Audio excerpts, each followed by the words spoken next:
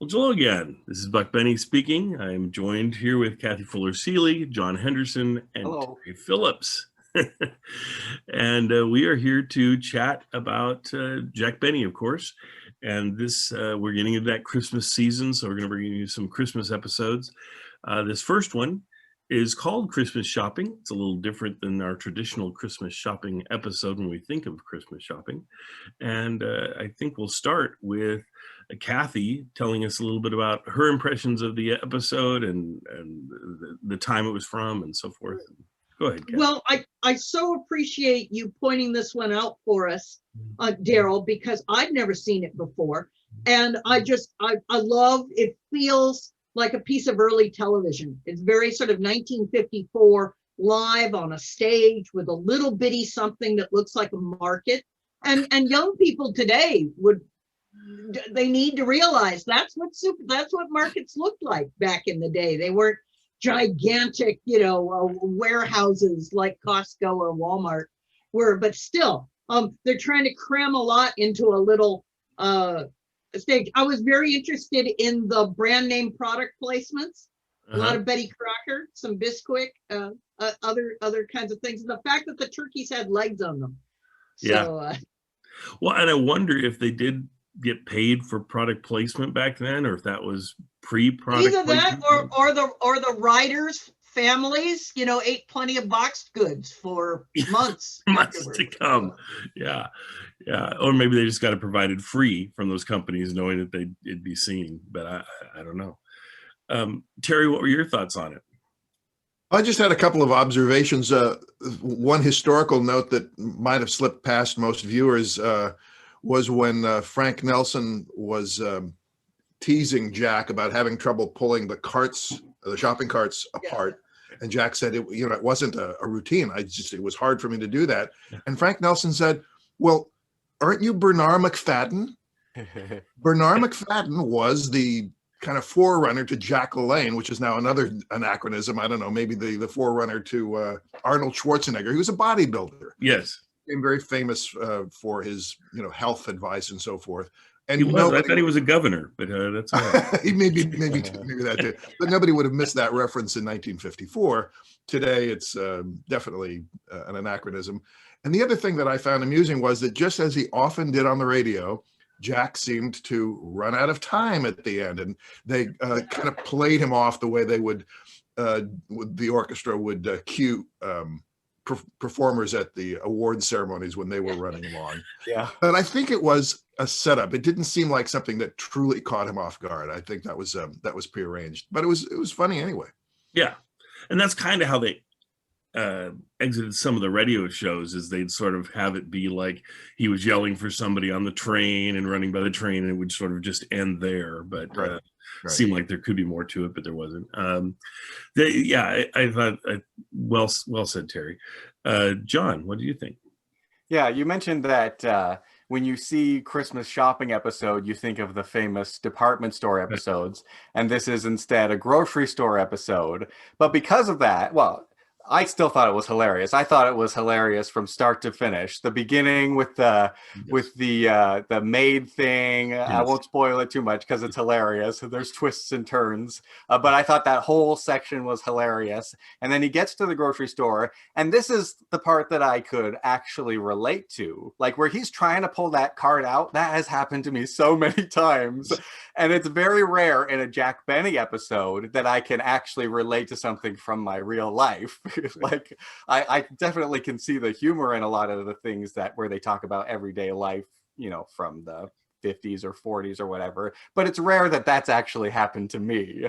And so I thought that was pretty fun. That was a pretty special thing. And then the whole business with the cans and that's kind of stuff I thought was hilarious. Yes. And I wrote a note that was Apple, but I can't remember what that was. What was the Apple thing? Where to get exactly 5 pounds of apple. That was such a good one. Who? Yes. Who is that? I can never remember his name. He's a famous guy who always shows up on. Is it Benny Rubin? Oh, Benny Rubin. Benny Rubin, probably. Yeah. I think it was Benny Rubin. Yeah, so I thought that was my favorite gag. That was hilarious. Well, and the fact it was visual and wouldn't have worked on radio. I mean, I suppose it could have. They could have said kind of what was, or a oh, sound what are you effect. doing taking a bite out of that, you know, or whatever. But No, but to it not worked have really to well as say it. visual. And we'd never seen it so many times. You're doing a gag that we've heard on radio so many times. You might be doing it visually, but we still can connect it together and go, oh, wait a minute, I've heard that one before. This was totally out of left field, and it was beautifully done, and I loved it. Yeah. And there was one also historical thing that I noticed, which was they mentioned the bank runs of the 30s and then how FDR closed the banks in 1933. So that was an interesting little, reference from their own lives. Sure. Exactly. Another historical thing that's interesting is how expensive groceries were. Grocery food took up something like 40% of the average family's budget. Wow. Back in the day. It's really amazing how much less expensive food has got.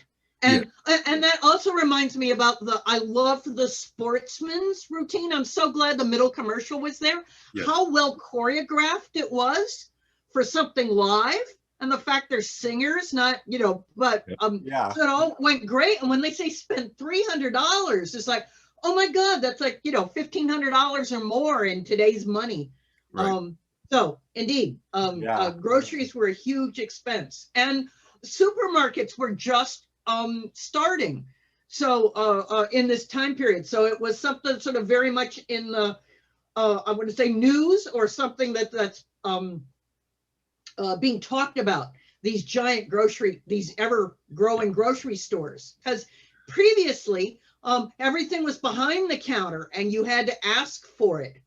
And or measure things out. And so this was that and rattling the carts was a new bit in popular culture. Yeah, I wonder if carts themselves were like a new thing, because there's several gags with the cart, and talking about the difference between radio and live television, things like that, where Frank Nelson and Jack Benny go behind and everyone's just sort of like hearing the noises and wondering what's going to happen. And then they come out with a shopping cart gag. Right. Yeah. Yeah. Well, I love the stacked cans. Yeah, that was good. Because it could have gone many different ways and they went a way we weren't expecting. Yeah. Yep. It's a great show overall. I mean, there's lots of great bits throughout this show. And like Kathy says about the Sportsman, I just thought I'd revisit that for a second. These live shows I love so much because usually, obviously, they're ones that weren't in the syndication package. They haven't been doctored in any way. So you usually end up with the real commercials, but also the Sportsman commercial inside the show. And if you watch, I'm sure people that are watching the versions for television that are the film versions that are in the package, they hardly know the Sportsman, because that's the part they always cut out. And so we don't get to see a lot of the Sportsman's bits. And so it's really nice with these live ones to actually get to see what the Sportsman were doing. And they did, just like you say, a wonderful job. There's great productions that they had. And just a nice piece to get, a nice flavor to get that ties it back into the radio show so much more. So, yeah. But when I thought I mentioned the cart thing, because the cart, I, just like John, I've experienced the exact same thing myself and thought the same thing that John did. I was like, oh, there's something I've done I love it when I do something that's like Jack Benny, because I like to be like Jack Benny if I can. And like, oh yeah, I've had that same thing happen, and people making fun of me because I can't get the cart to come out. And that's just a fun thing to do. I thought of one thing that has changed since then, which is the major smog problem in the Los Angeles area. That's not the problem that it used to be in the 50s. Right. And the other sort of like thing that's sort of like from those days, but not so much anymore, is the mink.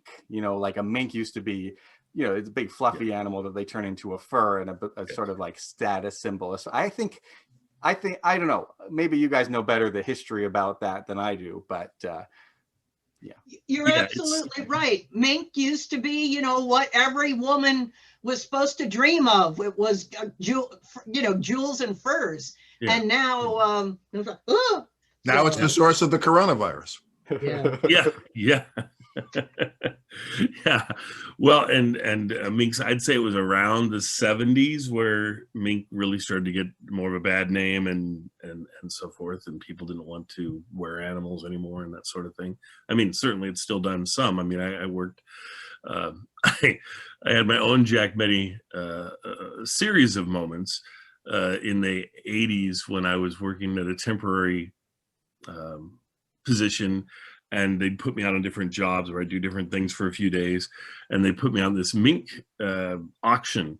And so I worked with this guy that was very much what you would think might be a person that would, it was like having Frank Nelson be in charge of the minks, and I was his guy that helped him, and he was so funny. I want to see these. Show me these. And so then I would flip the minks out, and he'd have a certain way he wanted me to flip them out. They'd all be on a chain, and there'd be all these minks on there, and he'd flip them out, and he'd look through them, and he'd figure out what he was going to bid on that lot, and he'd write himself a note, and then you put it back, and then I would like to see those now, and you'd throw those down. That's not what I expected a mink auction to be like. I figured it'd be like, there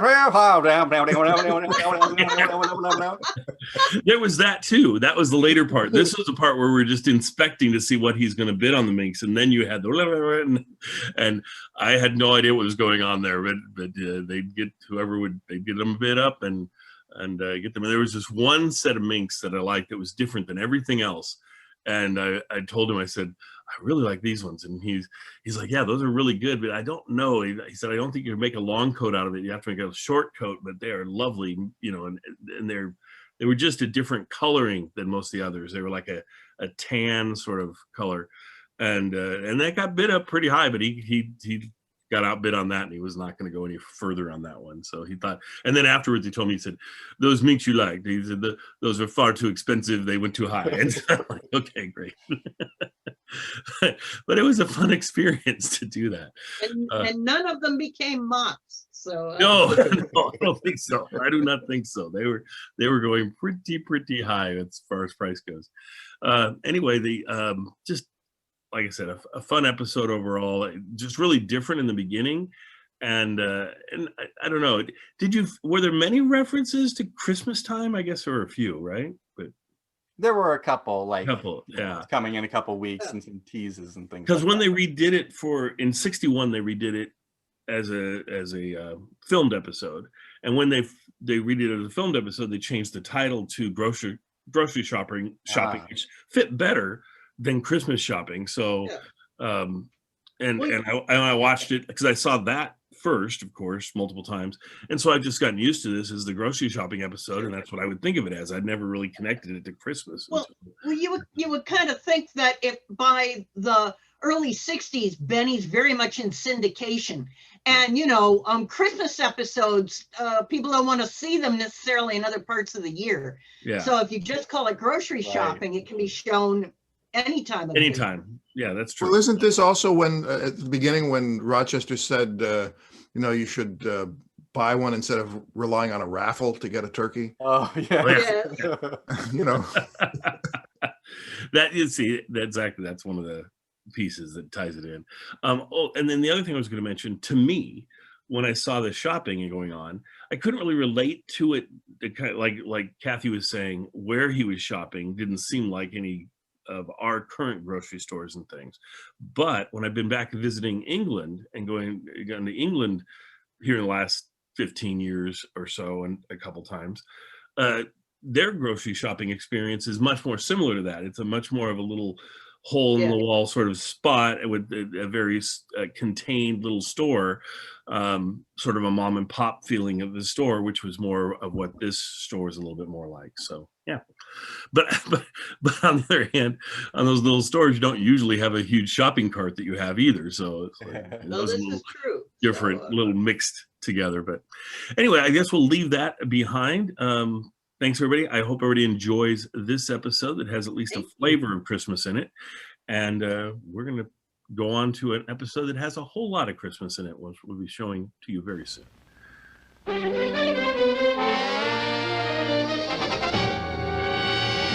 From Television City in Hollywood, the Jack Benny Program, presented by Lucky Strike.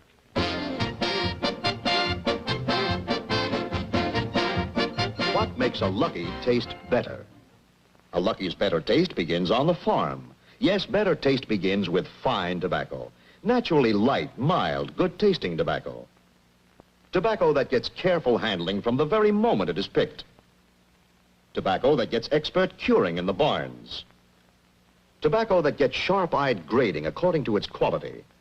And then this tobacco reaches one of the most colorful and exciting events in tobacco land. The auction. This is a typical auction where tobacco is publicly sold to the highest bidder. There, an alert tobacco buyer has found a basket of exceptional quality. He signals his bid, but other buyers want this prime light leaf.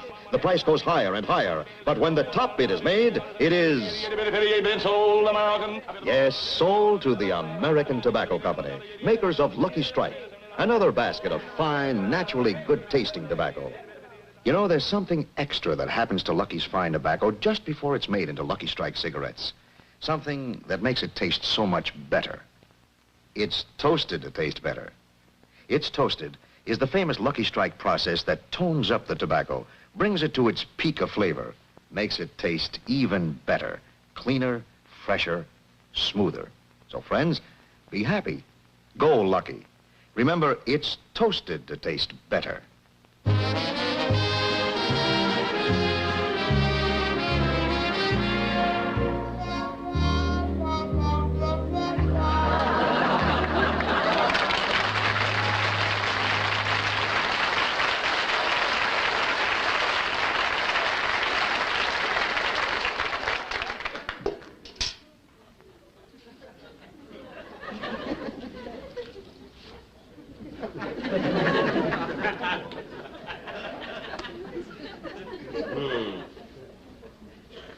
I never knew a floor could get so dirty.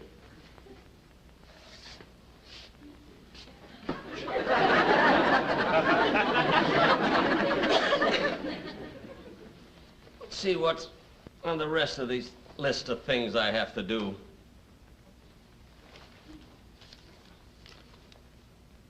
I already dusted the bedroom and turned the mattresses and changed the linen. Oh, well.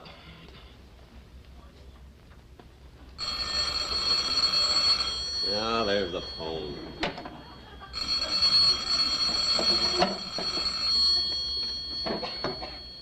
Hello? Hello, Mr. Benny, this is Rochester.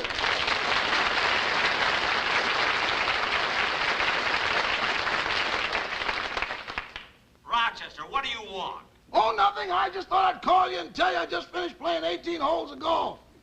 Oh, you did, eh? Uh-huh. Did you wash the living room windows? Yes, yes. Did you put out the garbage? It's out, it's out. Did you scrub the kitchen floor? I'm scrubbing it now. Good. What time will dinner be ready? At 7 o'clock, and this is the last time I play gin rummy with you. And Rochester, I just thought of something. Why is it when we played that game of gin rummy that you insisted on wearing that Chinese kimono?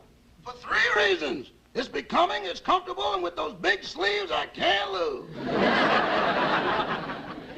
Oh, so that's how you beat me, huh? Wearing the kimono with the big sleeves. Don't get mad, boss. I only did that to play a joke on you. Well, joke or no joke, I'll remember that. Goodbye. Next time I play cards with him. Oh, there's the door now.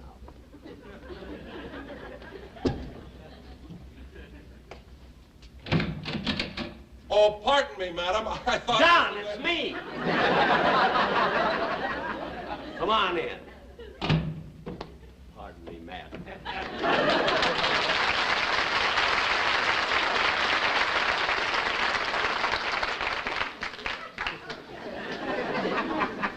Jack, what in the world are you cleaning the house for? Where's Rochester? Look, I don't want to discuss it now. If you want to stay here, just sit down and be quiet.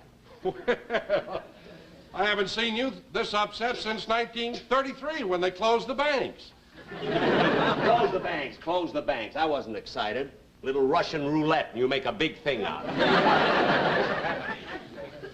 Look, Jack, Jack, I know this is none of my business, but it's obvious you've been working too hard. Now, look, why don't you sit down over here and take it easy and relax a little bit? It'll do you good. Oh, say, I'll tell you, how about a game of cards? Little gin rummy. Look, I don't want to play it.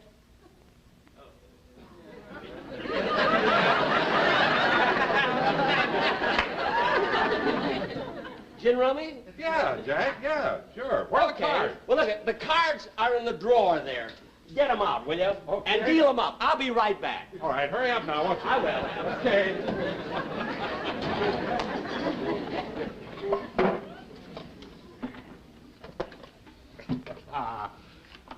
Hurry it up, Jack, will you? I'm coming. I'm coming. Okay. I'll deal them.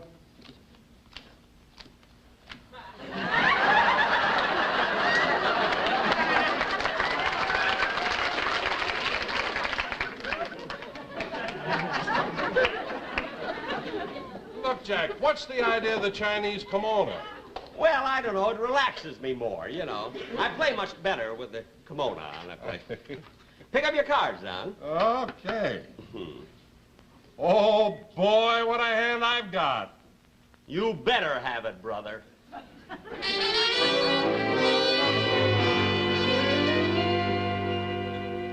Hey, Rochester, we're all waiting for you. We're going around again. Oh, I've changed my mind, Roy. I'm going back home. I just hate to stick Mr. Benny with all that housework. Yeah, but you played him a game of gin rummy to get the day off. You won it fair and square. Well, not exactly fair and square. You see, I wore a Chinese kimono. Chinese kimono? What are you laughing at?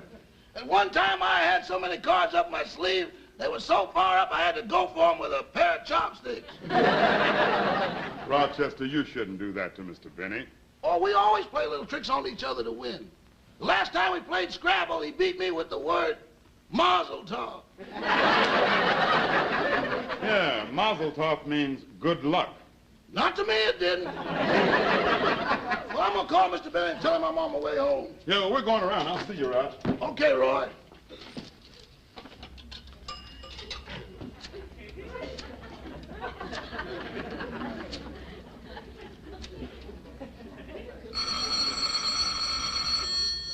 Oh, Don! Don!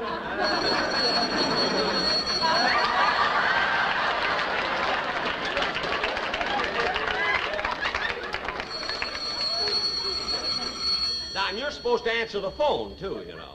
Oh. All right. Mr. Benny's residence, Don the downstairs maid speaking. Hello, Mr. Wilson. Can I talk to Mr. Benny? Oh, just a minute. It's for you, Jack. Rochester wants to talk to you. All right. Hello? Hello, boss. I'm on my way home. Well, it's about time. Look, the Christmas cards haven't been addressed, the gifts haven't been wrapped, and we haven't even done our shopping yet at the market. Well, if you'd like, I'll stop by the market on my way home. Oh, no, you don't. You're always looking for the easy thing. You come home and address all of those Christmas cards. I'll do the shopping. Well, don't forget to buy a turkey. Remember what happened Thanksgiving? It was embarrassing. 18 people sitting around your table with nothing to eat but mashed potatoes and cranberry sauce. Gee, Rochester, I tried to get a turkey. Well, this time buy one. You can't depend upon a raffle. All right. Goodbye. Now, let's see. I gotta get a turkey. What do I have to do after I finish with the dishes? Well, then you have to wax the floor, you know, and wash the windows and clean out the garage and everything. I'm going out. I'll see you later. Is that all? Oh, no. At 7 o'clock, you have to cook dinner for Rochester. He ordered ham hocks under glass. I'll see you later. I'm going shopping.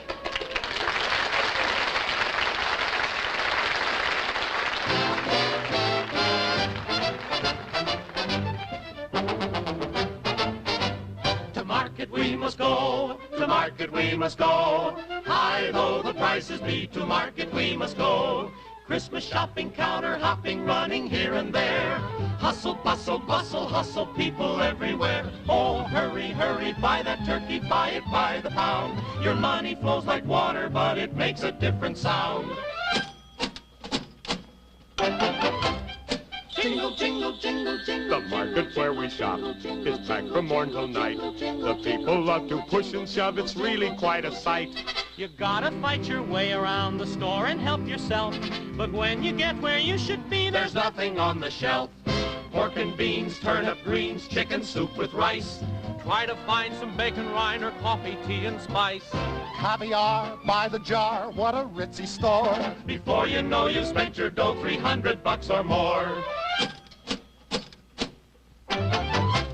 Stop and check your shopping list, be sure you don't forget. Buy yourself some Lucky Strikes, the toasted cigarette. Yes, puff-a-lucky, puff-a-lucky, we know you'll agree.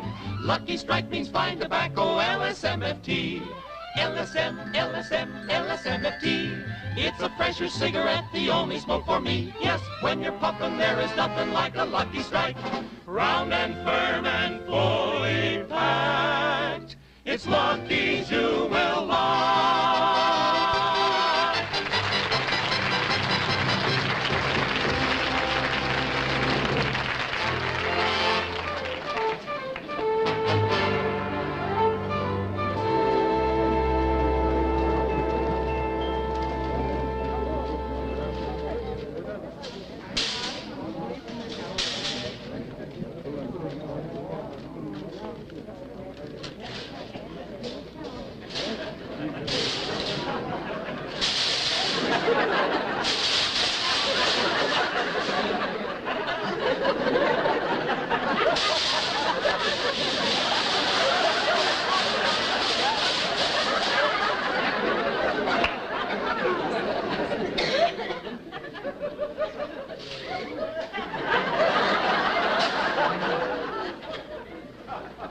Do you mind?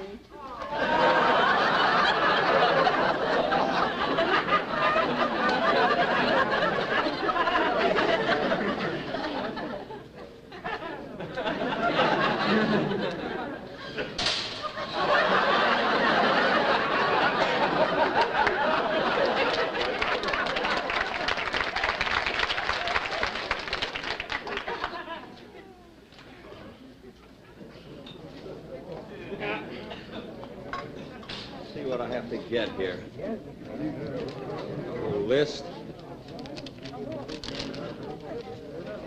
See, Mrs. Grass's noodle soup, Dad's old-fashioned root beer, and Grandma's cookies. Gee, the whole family's working. Can of corn. I think I'll get that first. Oh, clerk. Yeah. Look, can you, where can I get to the corn department?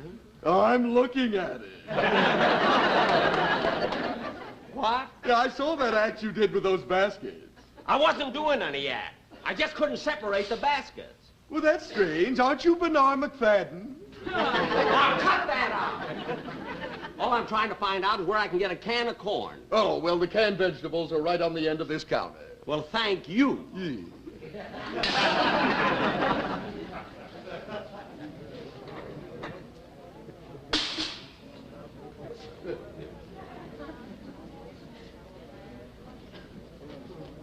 Hiya, bud.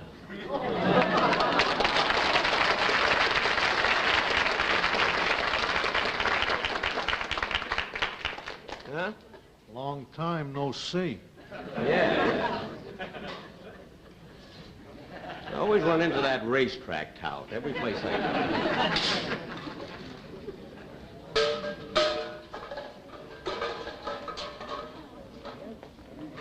Howdy do. You like to buy some nice fruit? Fruit? Nice fruit, yes. How much are the oranges? 60 cents a dozen. How much are the apples? Oh, we got a special today for the apples. 5 pounds for a quarter. 5 pounds for a quarter? Well, give me 1 pound. 1 pound of apple coming up. Yes, sir.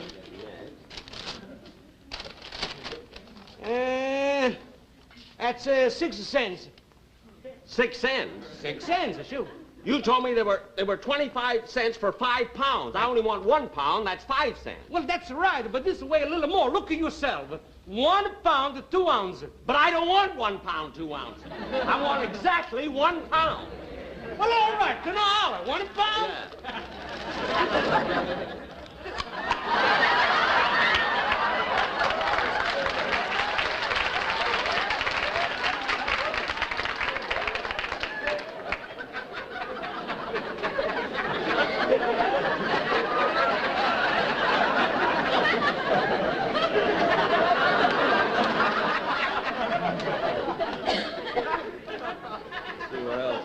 Get here. Oh, caviar Romanoff. Now, here's some right here. Romanoff caviar. See, this is cheaper here in the market. I think I'll take 3 jars, and I'll take it over to Romanoff's and eat it.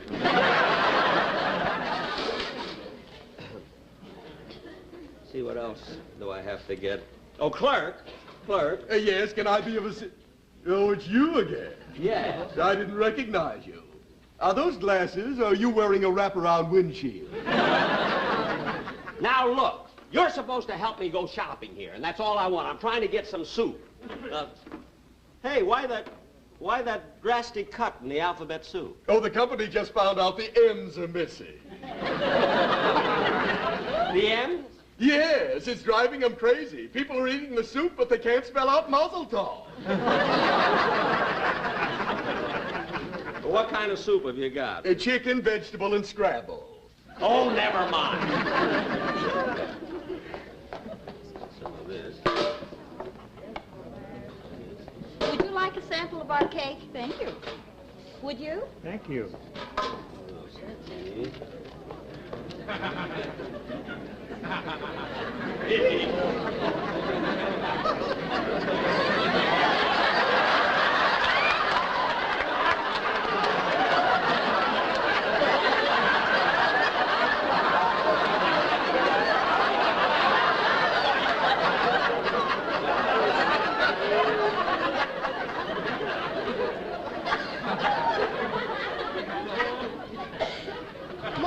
Mommy, look, it's Jack Benny. Why, so it is. Is that the Jack Benny we watch on television all the time? That's right. Why does Daddy always get so mad when he says he's 39?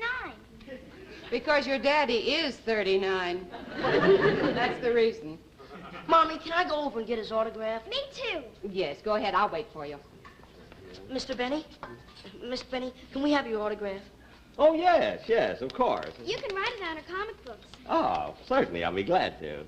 Mr. Benny, you're our favorite comedian. Well, thank you. Thank you very much. We think you're funnier than anybody. Oh. We even like you better than Captain Jet. Captain Jet? Mm-hmm. Zoom! Him. You know, Mr. Benny, you're so wonderful on radio and television. Why don't you ever make any movies? Yeah. How come you never did make any pictures? How come I never made any movies? Why, kids, I made... Well, never mind. Here you go. Isn't it wonderful, Mr. Benny? A whole new generation coming up that'll never know.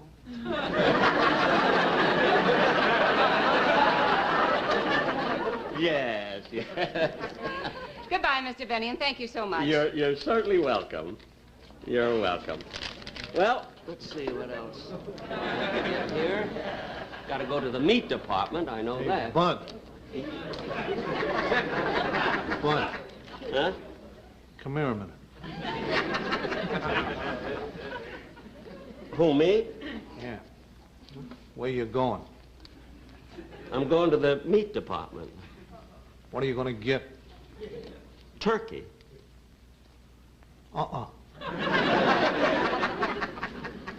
What? Get a rabbit. A rabbit? Turkey may look good at the start, but the first thing you know, its legs are gone.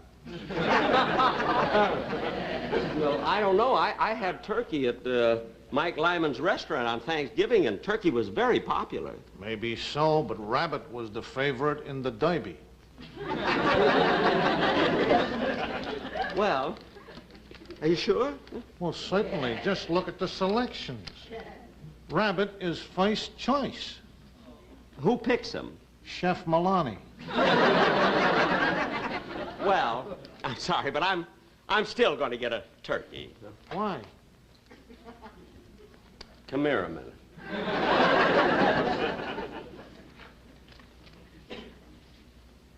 I don't mind cooking rabbit, but I don't like carving it. Why not? I hate splitting hairs.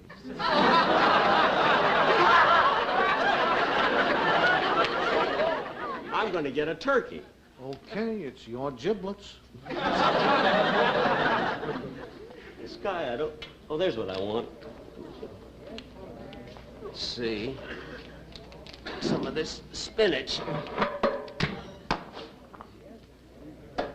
See, I think the cans are half price when they're dented.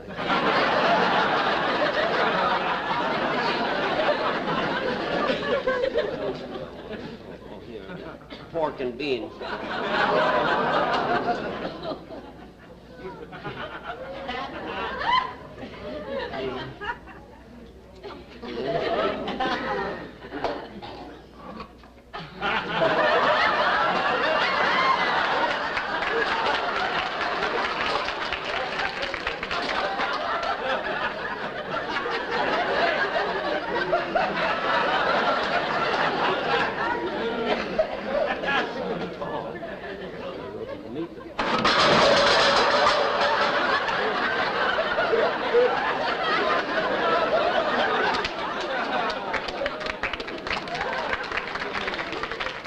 This I don't understand at all.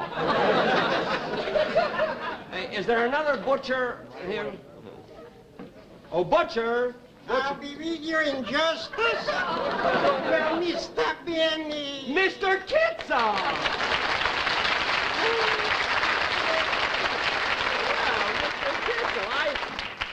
I didn't know you were working in the meat department here. I'm only helping out during the Yuletide festivities. Oh, I see. Gee, what nice turkeys. Did you kill all of them? I only killed 3. The smog got the rest.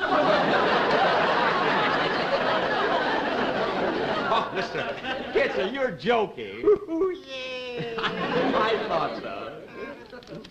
Well, what's your pleasure if I can be so accommodating, Mr. Benny? Well, I'd like to get a turkey. That's what I like, a man who knows what he wants. Mm-hmm. The last 4 people who came in for turkey switched to rabbit. Oh, well, not me. I want a turkey. How much are they, Mr. Kitzel? 63 cents a pound. 63 cents a... Well, isn't that a lot of money for turkeys? Say, they have to live too. Yeah, but, gee, I don't know. Gosh, when I look at those turkeys lying there so cold and still, I get sentimental about it. I just think of them lying there now, like that, and just a little while ago, they were so hopping around, so carefree and happy and gay. Gee, how old were they when they were killed? Hmm? About 10 months. Didn't even have a chance to enjoy life. God, I feel terrible. You'd feel a lot worse if they were 73 cents a pound. You keep out of this. Now, I've had just about enough of you, and don't bother me. Oh, all right. You're so crabby when you spend money. You know, I think I hate him. I don't blame you. But, Mr. Benny, could you please make up your mind? Well, I'm trying to decide, but gee, when I see this turkey lying there, I can't help but think of his mother. She must be lonesome. Oh, don't worry. That's her laying next to you. Oh, well, then I'll take both of them, you know, and you wrap them up and I'll come back and I'll see you later. Yes, huh? I will. Thank you, Mr. Benny, and I'm very happy Yuletide. Thank you. The same to you, Mr. Kitzel. Now I got to go over and see. I'll be back to get some. I'll just see what else I have to get here. Now, let's see. Oh, Clark! Clark! Oh, it's you again. What is it now? You've caused me more trouble than anybody in the whole store. Well, Clark, where are the paper napkins and the frozen foods and the ketchup and the mayonnaise and the canned peaches? My goodness, can't you find anything? No, I can't. It's your job to help me do my shopping. Well, if that's what you want, okay, I'll do your shopping for you. Give me that list. Now, wait a minute. Keep your hands off of me. You keep your hands off of me. Do your shopping now, for I don't I don't care. I'm not lazy. Now, keep your hands off of me. I don't.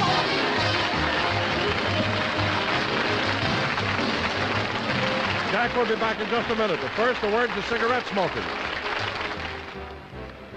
Good news for filter tip smokers. Herbert Tarleton is now 2 ways, regular and filter, both king size, both with genuine cork tip. Tarleton's famous quality now comes to you with the new selective filter, the only filter of its kind. An entirely new concept in cigarette filtration, a filter tip of purified cellulose, incorporating activated charcoal, a filtering substance world famous as a purifying agent, notably for air, water, and beverages. Tarleton's new selective filter has unusual powers of selectivity, which hold back elements that can detract from the pleasure of smoking. The smooth, easy-drawing Tarleton filter gives you real filtration and smoking satisfaction. Look for the red, white, and blue stripes on the package. They identify the best in filtered smoking. Herbert Tarleton, the only filter with a genuine cork tip. A superior filter at a popular filter price.